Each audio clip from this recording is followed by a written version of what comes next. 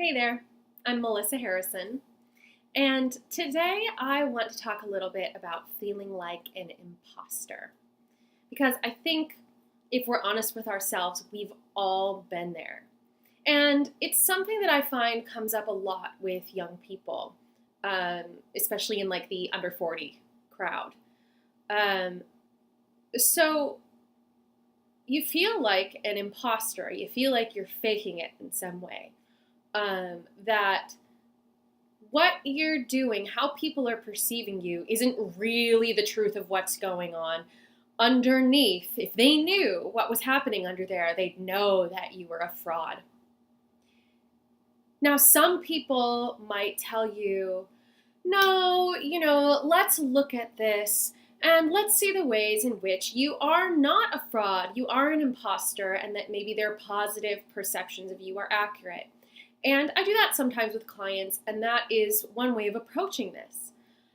But I want to acknowledge that you are an imposter. You're a fraud. You're faking it. It's true. Yeah, a little awkward. I know. But if you take that in without this added dose of shame on top of it, like, oh, I'm a fraud, this makes me so bad, but you just acknowledge how you might be not showing up completely authentically. You can't even really help it a lot of the times. We come in to our adulthood with so much conditioning that it can be nearly impossible to figure out what is our authentic self and what is something that we've learned. So you're faking it.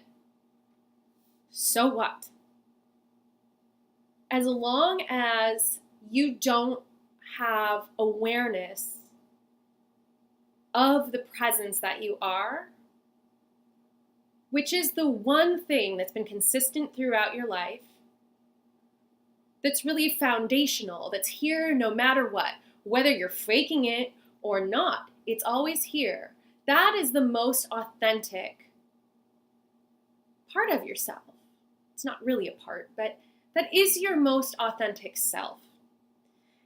If you don't have contact with that, you are faking it all the time. So my encouragement to you would be to just own up to it. Acknowledge that you fake it a lot of the time. You are an imposter.